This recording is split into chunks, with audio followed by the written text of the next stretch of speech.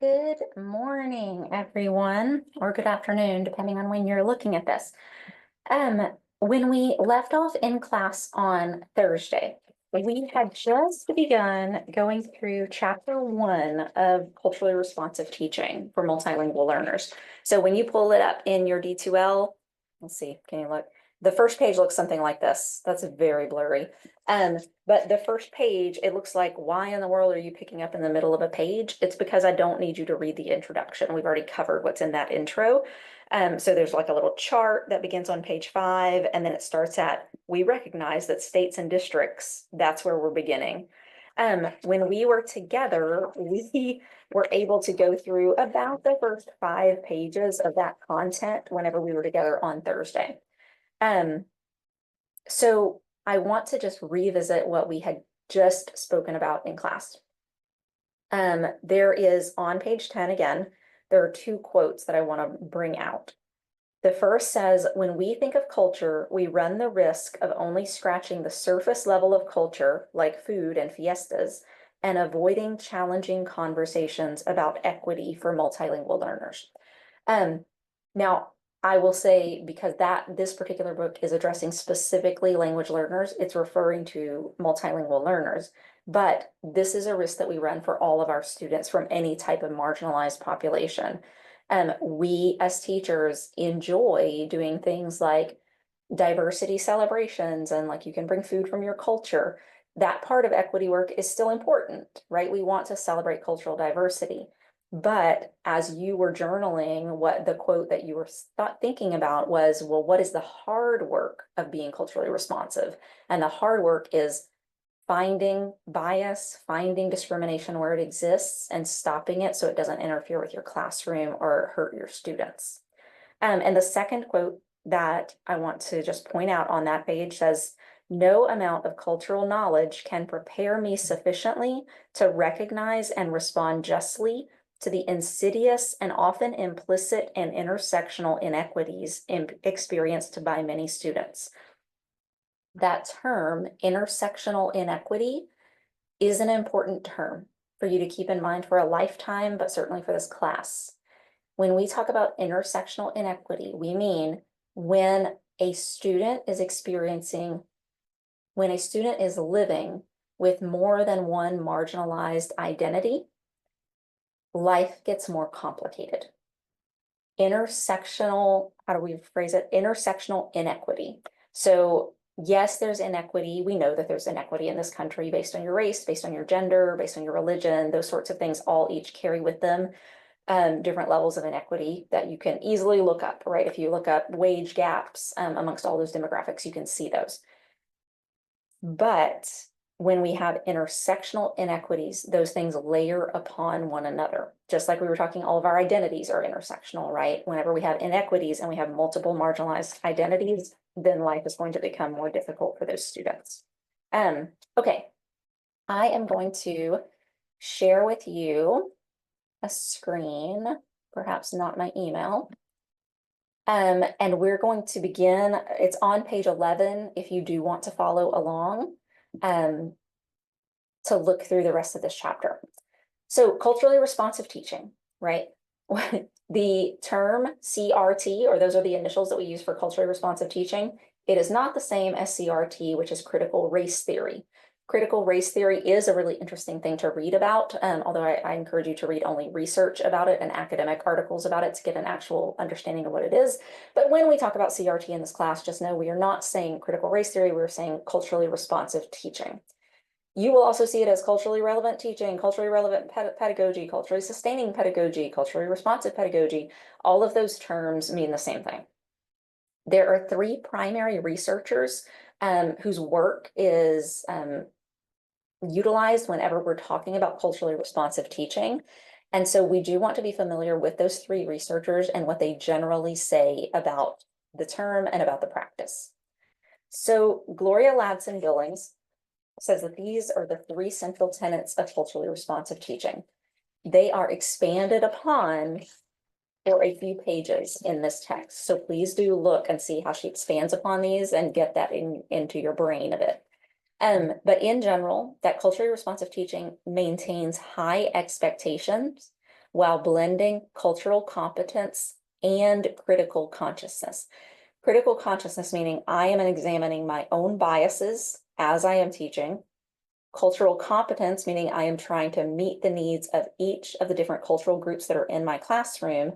And high expectations, because that's one of the things that we can often have a bias about. We can assume because a student is X, we should lower our expectations for that student, and that is not true.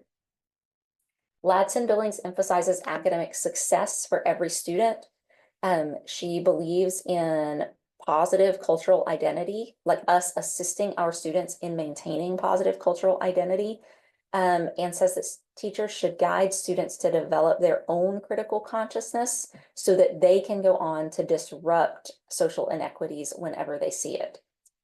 This philosophy or this view of culturally responsive teaching is the opposite of assimilation.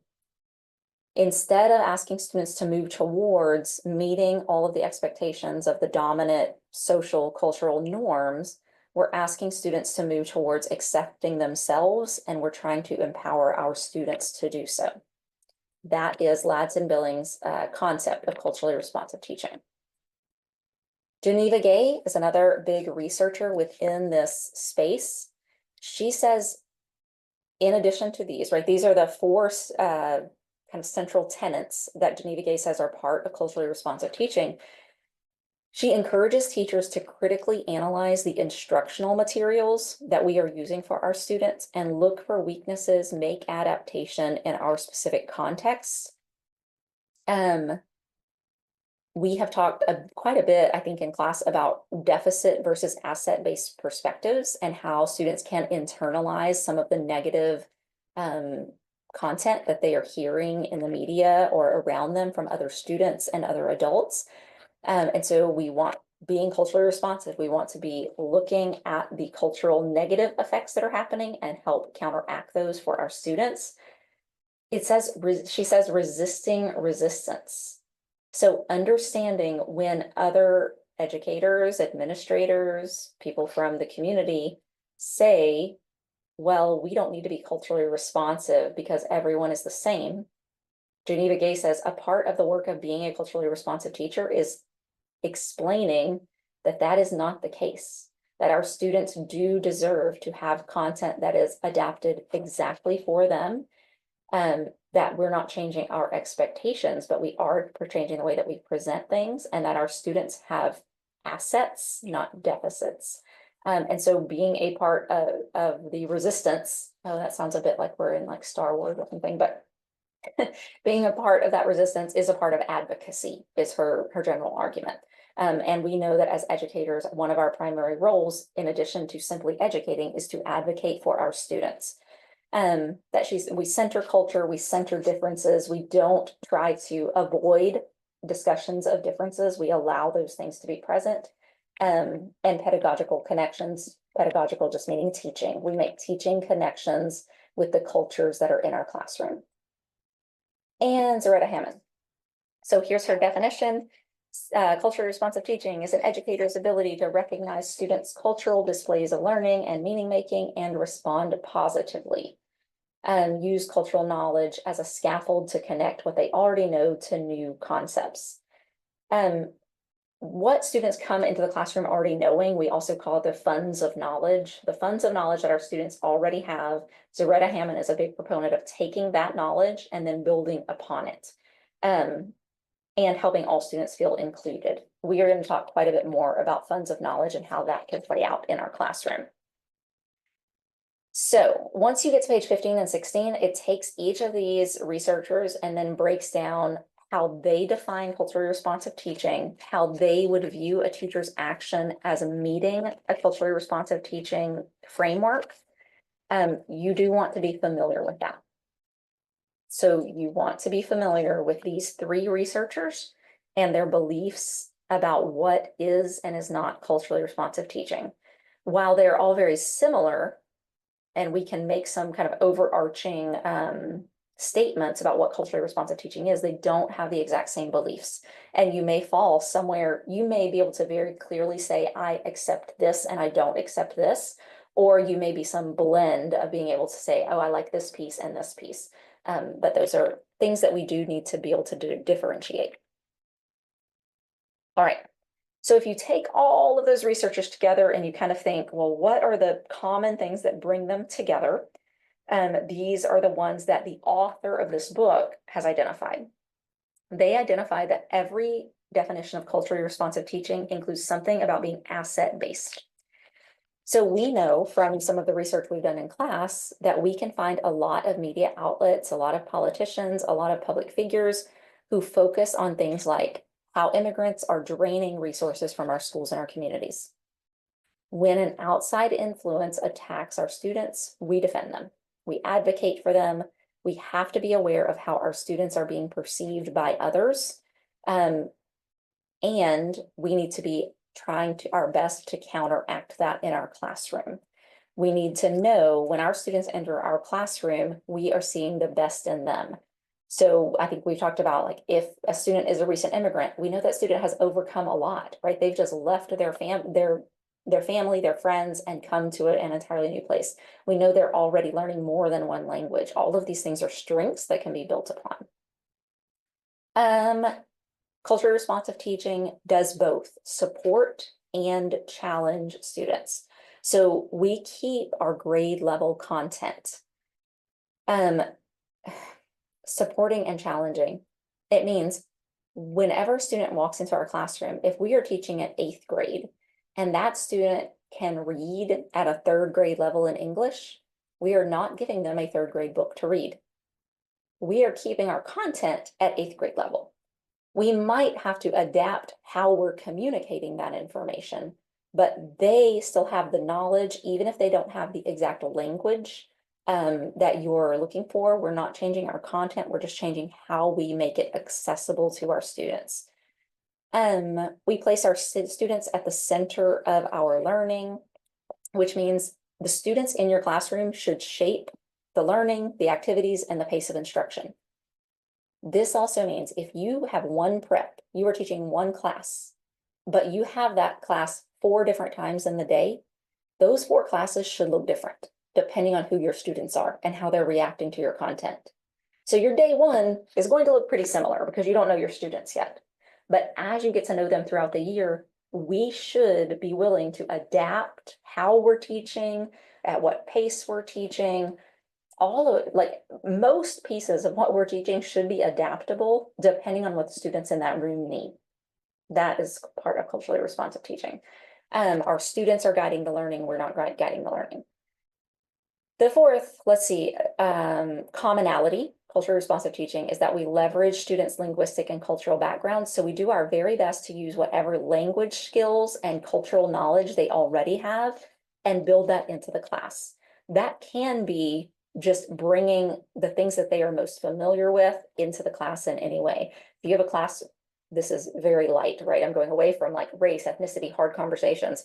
If you have a class where you have a third of your class are basketball players, then create a stinking game, a review game that involves throwing a ball into a hoop, right? Like anything that you can do to take students from where they are to where you need them to go using their background is what culturally responsive teaching is talking about. And then culturally responsive teaching, all of them will have some component of trying to unite our families, our communities, and our school. We want our families to be involved, but we also want our families to be engaged, and family engagement is a predictor of academic success. So as we read in the preface, when our learners feel that their home self and their academic self are 2 very different people, then they cannot make as much progress. If we can help home and school come together and there's support on both ends, then our students can bring their whole selves to the table and it tends to help them academically. I would say that that was a group activity, but we're not doing this in class, so we are not doing that activity. Okay, here is the teaching cycle. This is outlined on, I don't know what page. A few pages in, this is outlined in that same chapter. Culturally responsive teaching is cyclical, which means you might be picking up at any point in this circle. the idea is that we are constantly trying to reflect on what we just did in the classroom, what worked, what did not work, what supported our students, what did not support our students. We are always going to do some things wrong. I will tell you already in this class, I have walked out and had several times where I thought, oh my gosh, I should have said that in this way. I should have made that caveat. The important thing is that we are constantly reflecting and that our students have the ability to come to us and say, I really don't like X, and then have a discussion with you about it. Culture responsive teaching. We reflect on our own personal culture and our own personal bias. The reason that we do that is because oftentimes our own culture becomes invisible to us. We believe that everything that looks normal to us is simply normal, is simply correct. And so we have to go in reflecting on what are my expectations, how are those different than what other people's expectations might be, where are the biases that I have? And then the second is examine beliefs and expectations, which means now apply it to each of the groups that are in your class. Now, I don't know who's going to be in your class, right? Because I'm not there yet, but apply it to, okay, what are my biases whenever I think about students who have only been in the country for 6 months? What do I think about those students? What do I think about a student who comes in and is LGBTQ? What do I think about a student who comes in and is African American? What do I think about a student who comes in and is Asian, Hispanic, disability, right? Like fill in the blank. Our goal is to constantly be examining what biases do we have, because we all have them, right? We all have unconscious bias, but because it's unconscious, we have to work hard to uncover what those biases are. Okay, 3, we're building trust with students and families, doing our best to engage our families. 4 is, it says form alliances. It's talking about finding other adults who will also advocate for your students. In a hallway of teachers, some of your teachers will be all the way on board with culturally responsive teaching, doing everything they can to help every single student that is in front of them. Some of your teachers do not embrace that ideology. Some of your teachers very much believe only some of those students are going to succeed, and they are not putting attention on the rest of them. Find the people who believe in their students and keep a positive attitude and outlook about their students, and those are the people you're going to be wanting to work with. And then start again, right? Reflect again, like, okay, well, now that I've addressed this one bias, now what am I missing? What else should I be looking for? To constantly be reflecting on our teaching styles. Okay, you guys, my screen is acting crazy. So as we're talking about advocacy, I want to show you some real life examples of what that may look like.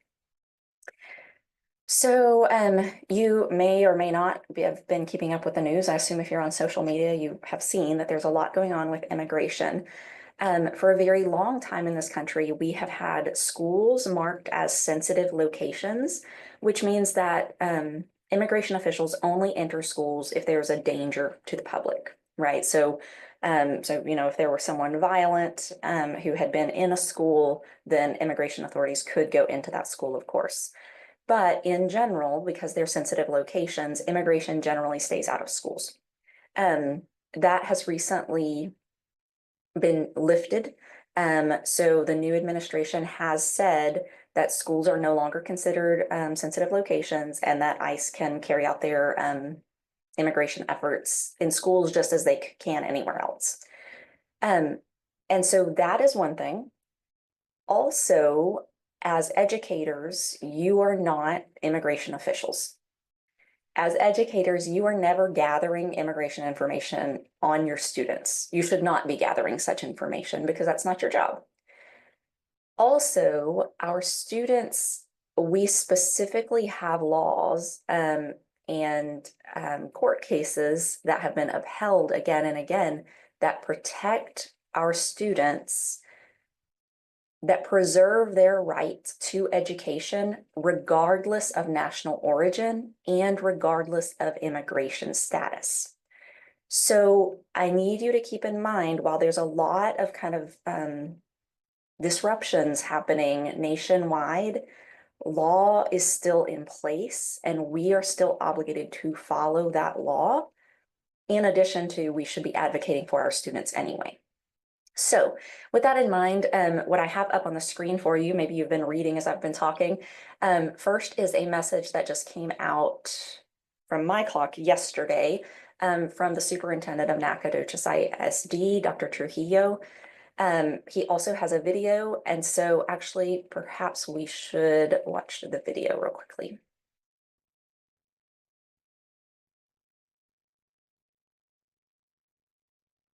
Hello, I want to address the recent federal directives from President Trump regarding immigration enforcement on school properties that are causing concern for some of our students and their families. First, I want you to know that the safety and well-being and success of every student in Nacogdoches ISD remains our highest priority. It is my highest priority and the overriding goal of public education. I am here and Nacogdoches ISD is here to support you. Let me reassure you of some important facts. One, every child is welcome in Nacogdoches ISD. This isn't just me saying this, it's the law. We gladly enroll and educate all school-age students living within our attendance boundaries, regardless of immigration status. Once again, it's the law. Two, we do not request information about or track immigration status on any student enrolled at Nacogdoches ISD. Your child's personal information is protected, once again, by the law. Number two, Nacogdoches ISD's commitment to students and their families has not changed. While we will continue to monitor ongoing updates from the federal and state authorities, our focus remains steadfastly where it belongs, on providing a safe and supportive environment for all. Additionally, our students and staff, we still have our checkout procedures remaining the same. No one is allowed access to students unless they are listed in the student's file or are properly and lawfully documented in a federal court order or a warrant signed by a judge, a federal judge or a district judge. We also continue to work closely with local law enforcement partners to ensure we are prepared to support any affected student. If you have any questions or need resources regarding your rights, I encourage you to explore these organizations: the National Immigration Law Center or the Immigrant Legal Resource Center. Nacogdoches ISD believes diversity makes us stronger, and we will remain keenly devoted in fostering a community where every student feels safe, supported, and valued. Please don't hesitate to reach out to your campus or to the district for support. We are in this together. Have a great day. Okay. And so in addition to putting out the video, he put out the video in English and in Spanish. He also put this statement out to be shared widely. And so I do want to review a few things that are in here because they are important. First of all, this particular superintendent keeps his focus on the students, right? His focus is not on where he stands politically on anything. His focus is our job is to ensure safety, well-being, and success of our students. That is why we are here. Secondly, these bullet points are important because here we do not have opinion, we have law. Law protects our students. They are allowed to receive equal education opportunities regardless of their immigration status. We, as educators, do not track immigration status. Oh, and our students must be safe while they are on our campus. So we're not allowed to hand students over to anyone, even if they are a legal authority, unless there's a warrant saying that they can have that child. Okay, that is one example of a superintendent advocating for his students who are being targeted at the moment. I want to show you another example of someone not advocating for their students. So, teacher tells ICE to visit high school where many students don't even speak English. We won't read the entire article, but basically this is a substitute, from my understanding, write a quick review. This is a substitute teacher who made a public post saying, wow, if ICE really wants to get some students, they should come to X school because I have 10th and 11th graders who can't even speak English. Hopefully, we can easily see the difference in those two things, and that this is an opinion. This is not anything about protecting students. It's not anything about advocating for students, right? It's intended to harm students. It's intended to use a deficit perspective in looking at students.